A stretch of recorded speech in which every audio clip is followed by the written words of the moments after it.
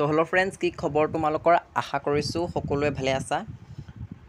তো বহুতো ছাত্ৰ ছাত্ৰীয়ে এতিয়া মোক কৈ আছে যে আমাৰ পলিটিকেল ছায়েন্সৰ প্ৰজেক্ট দিছে, চ' আমি প্ৰজেক্ট কেনেকৈ লিখিব লাগে সেই কথাটো নাজানো, গতিকে তাৰ ওপৰত এটি ভিডিঅ' প্ৰস্তুত কৰি দিয়ক বুলি মোক বহুতে SMS কৰি কৈ আছে, যাৰ ফলত আজি মই এই ভিডিঅ'টো আৰম্ভ কৰিবলৈ লৈছোঁ। পলিটিকেল ছায়েন্সৰ প্ৰজেক্ট কেনেকৈ লিখে, চ' তোমালোকৰ প্ৰজেক্টত প্ৰায় 20 নম্বৰ থাকে পলিটিকেল ছায়েন্সৰ। চ' তোমালোকে সেই 20 নম্বৰ কেনেকৈ লাভ কৰিব পাৰিবা তাৰ ওপৰত আজি মই থুলমূলকৈ ডিছকাছ কৰিম। চ' ভিডিঅ'টো স্কিপ নকৰাকৈ আৰম্ভণিৰ পৰা শেষলৈকে তোমালোকে ভিডিঅ'টো মনোযোগেৰে চাই যোৱা। এই ভিডিঅ'টো চালে তোমালোকে জানিবলৈ সক্ষম হ'বা যে এটা প্ৰজেক্ট আমি কেনেকৈ লিখিব লাগে। চ' প্ৰজেক্ট এটা যদি তুমি ভালদৰে লিখা তেতিয়া তুমি ফুল মাৰ্কছ পাবা। আৰু প্ৰজেক্ট লিখিবলৈ হ'লে তুমি প্ৰত্যেকটো লাইন নিজে বনাই লিখিব লাগে, নহ'লে কিতাপৰ পৰা চাই হ'লেও লিখিব লাগিব, তেতিয়াহে তোমাক ফুল মাৰ্কছ দিবলৈ সক্ষম হ'ব। অৰ্থাৎ তোমালোকৰ প্ৰজেক্টটোত 20 নম্বৰ থাকিব আৰু তোমালোকে 18-19 নম্বৰ ইজিলি পাই যাবা। চ' ভিডিঅ'টো স্কিপ নকৰাকৈ আৰম্ভণিৰ পৰা শেষলৈকে চাই যোৱা।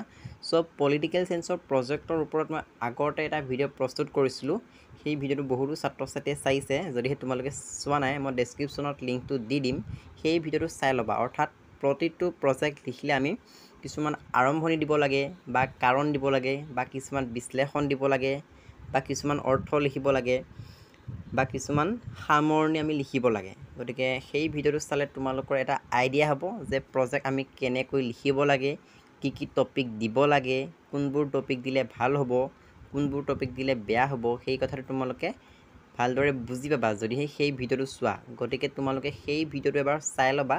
সেই ভিডিঅ'টো চালে তোমালোকে গম পাই যাবা যে প্ৰজেক্ট কেনেকৈ লিখিব লাগে, আৰু তেতিয়াহে তোমালোকে এটা ভাল মাৰ্কছ পাব পাৰিবা। আৰু তোমালোকে বিভিন্ন ইউটিউব চেনেলত চাবা প্ৰজেক্ট কেনেকৈ লিখিব লাগে।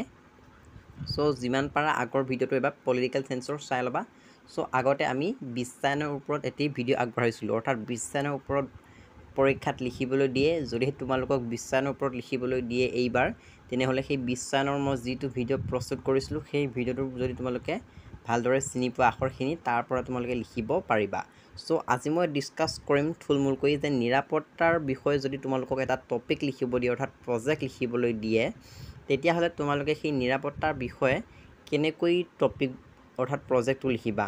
অৰ্থাৎ সেই নিৰাপত্তাৰ বিষয়টোত কোনবোৰ টপিক দিয়ে ঠিক নাই তোমালোকক, বা নিৰাপত্তাৰ অৰ্থ মানে কি, বা নিৰাপত্তাৰ কাৰণ কি, বিশ্লেষণ দিয়া বা সামৰণি দিয়া, এনেধৰণে কিছুমান তোমালোকক টপিক দিব, অৰ্থাৎ পইণ্ট ৱাইজ দিব।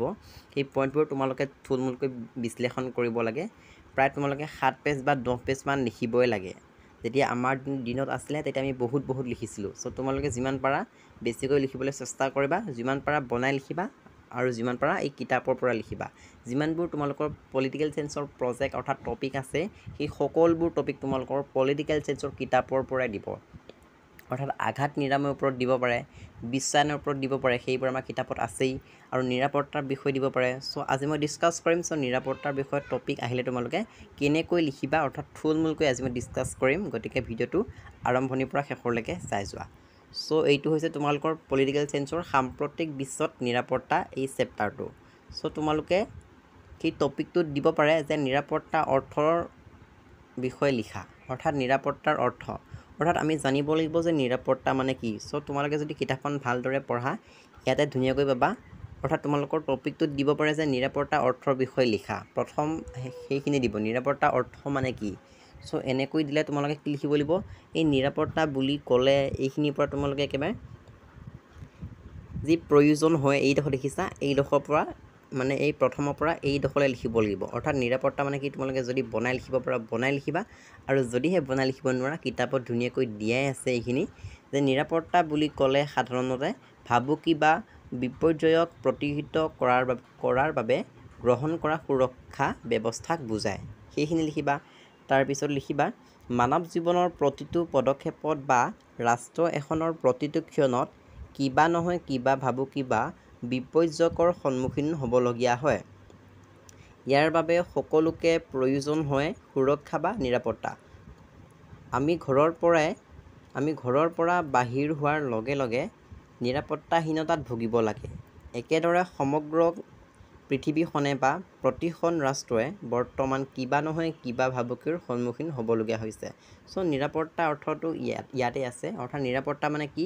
নিৰাপত্তা অৰ্থ বিভিন্ন ধৰণে বুজায়। অৰ্থাৎ নিৰাপত্তা মানে হৈছে সুৰক্ষা। আমি যি সুৰক্ষা অৰ্থাৎ আমি ভালদৰে সংৰক্ষণ কৰি মানে জীয়াই থাকোঁ, অৰ্থাৎ সুৰক্ষা হৈ থাকোঁ আমি, সেইটোকে হৈছে নিৰাপত্তা। অৰ্থাৎ নিৰাপত্তা মানে হৈছে সুৰক্ষা। তো নিৰাপত্তাৰ সংজ্ঞা বিভিন্নজন শিক্ষাবিদে বিভিন্ন ধৰণে দাঙি ধৰিব পাৰে বা দাঙি ধৰিছে।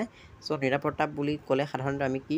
সুৰক্ষা বুজোঁ। অৰ্থাৎ তোমালোকে লিখিব লাগিব যে নিৰাপত্তা বুলি ক'লে সাধাৰণতে ভাবুকি বা বিপৰ্যয়ক প্ৰতিহত কৰাৰ বাবে গ্ৰহণ কৰা সুৰক্ষা ব্যৱস্থাকে বুজায়, যেনে কোনো ৰাষ্ট্ৰৰ পৰা অহা যুদ্ধৰ ভাবুকি প্ৰতিহত কৰা। তো সেনেকৈ লিখিব লাগিব।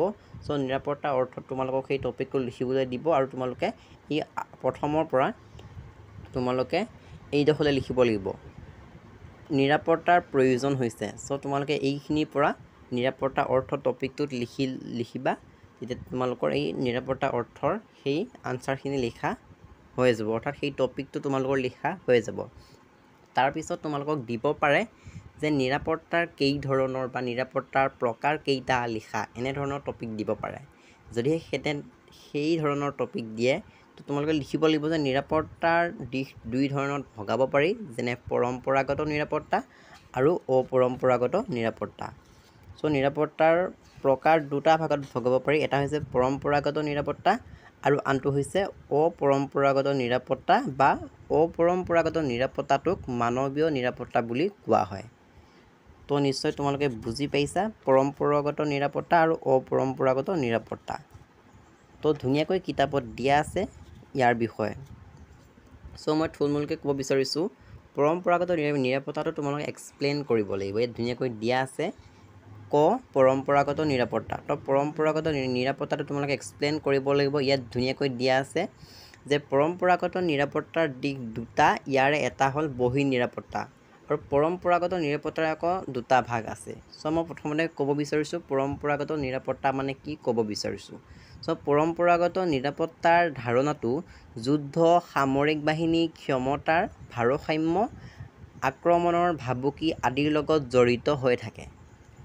আনহাতে অপৰম্পৰাগত নিৰাপত্তাৰ ধাৰণাটো মানৱ জাতিৰ অস্তিত্ব ৰক্ষাৰ লগত জড়িত হৈ থাকে। তো এনেদৰে তোমালোকে লিখিব লাগিব কিছুমান পইণ্ট ৱাইজ। তাৰপিছত তোমালোকে লিখিব পাৰা যে পৰম্পৰাগত নিৰাপত্তাৰ ধাৰণাৰ পৰিসৰটো ঠেক আৰু আনহাতে অপৰম্পৰাগত নিৰাপত্তাৰ ধাৰণাৰ পৰিসৰটো বহল। তো এনেধৰণৰ কিছুমান টপিক তোমালোকে সেই কিতাপৰ পৰাই তোমালোকে পইণ্ট ৱাইজ লিখিব পাৰা। তাৰপিছত তোমালোকে গম পালা যে নিৰাপত্তাৰ ভাগ দুটা, পৰম্পৰাগত নিৰাপত্তা আৰু অপৰম্পৰাগত নিৰাপত্তা। চ' দুয়োটাৰ বিষয়ে মই কিছুমান পইণ্ট ৱাইজ ক'লোঁ, তোমালোকে সেইবোৰ পইণ্ট ৱাইজ লিখিব পাৰা। এতিয়া আমি জানিব লাগিব যে এই যি আমি পৰম্পৰাগত নিৰাপত্তা পালোঁ, সেই পৰম্পৰাগত নিৰাপত্তাৰে আকৌ দুটা ভাগত ভগাব পাৰি। এটা হৈছে বহিঃ নিৰাপত্তা, আনটো হৈছে আভ্যন্তৰীণ নিৰাপত্তা। তো ৰাষ্ট্ৰ এখনত যেতিয়া বহিঃশক্তি বা ইয়াৰ সীমান্তৰ বাহিৰৰ পৰা নিৰাপত্তাৰ ভাবুকি আহে, তেতিয়া তাক বহিঃ নিৰাপত্তা আৰু দেশৰ ভিতৰত বিভিন্ন গোষ্ঠী বা শক্তিয়ে যেতিয়া নিৰাপত্তাৰ ক্ষেত্ৰত ভাবুকিৰ সৃষ্টি কৰে, তেতিয়া তাক আভ্যন্তৰীণ নিৰাপত্তা বুলি কোৱা হয়। চ' তোমালোকে এইখিনি টপিকো লিখি দিব লাগিব। চ' এতিয়া তোমালোকে বহিঃ নিৰাপত্তা মানে কি ইয়াত ধুনীয়াকৈ দিয়া আছে। তো বহিঃ নিৰাপত্তাৰ বিষয়ে তোমালোকে লিখিব লাগিব। চাপ সৃষ্টি কৰে, এইখিনিৰে তোমালোকে লিখিব লাগিব। তাৰপিছত তোমালোকৰ যি টপিক দিয়ে সেই টপিকটো অনুসৰি চাই বাকীবোৰ লিখিবা। অৰ্থাৎ টপিকটোত যিবোৰ দিয়ে তাৰ অনুসৰি তোমালোকে লিখিবা। আৰু আমি পাইছিলোঁ যে আভ্যন্তৰীণ নিৰাপত্তা। চ' আভ্যন্তৰীণ নিৰাপত্তা মানে কি মই ইতিমধ্যে ক'লোৱেই তোমালোকক। চ' আভ্যন্তৰীণ নিৰাপত্তা এই টপিকটো তোমালোকে লিখি দিবা। ইয়াৰ পৰা তোমালোকে সন্মুখীন হ'বলগীয়া হৈছে, এইখিনিলৈকে তোমালোকে লিখিব লাগিব। আৰু যদিহে কিবা আৰু বেলেগ টপিক দিয়ে সহযোগিতা আৰু নিৰস্ত্ৰীকৰণৰ ৰাজনীতিৰ বিষয়ে এনেধৰণৰ, তেতিয়া তোমালোকে এইখিনি লিখিব লাগিব, একে শেষৰলৈকে লিখিব লাগিব। তাৰপিছত তোমালোকে নিৰস্ত্ৰীকৰণৰ ওপৰত যদি তাত সেই টপিকটোত সোমাই দিয়ে, তেনেহ'লে তোমালোকে এই টপিকটো লিখি দিব লাগিব। মত পোষণ কৰা নাছিল, এইখিনিলৈকে লিখিব লাগিব। ঠিক একেদৰে যিমানবোৰ টপিক দিয়া, বিশ্বাস প্ৰতিষ্ঠা, এনেধৰণৰ যদি কিবা টপিক দি দিয়ে তোমালোকে লিখিব লাগিব এইখিনি। তাৰপিছত অপৰম্পৰাগত নিৰাপত্তা বা মানৱ নিৰাপত্তা, অৰ্থাৎ অপৰম্পৰাগত নিৰাপত্তাটোক মানৱ নিৰাপত্তা বুলি কোৱা হয়। তো ইয়াত ধুনীয়াকৈ দিয়া আছে, এইখিনি তোমালোকে মুখস্থ কৰিবা আৰু বঢ়িয়াকৈ ধুনীয়াকৈ বনাই লিখিবা। চ' তোমালোকৰ পৰীক্ষাত কিন্তু আহে অপৰম্পৰাগত নিৰাপত্তা বা মানৱ নিৰাপত্তা বুলিলে কি বুজা 2 নম্বৰ আহে। তাৰপিছত ইয়াৰে টপিকবোৰ হৈছে বিশ্ব দৰিদ্ৰতা। তো বিশ্ব দৰিদ্ৰতা মানে কি চমুকৈ লিখা।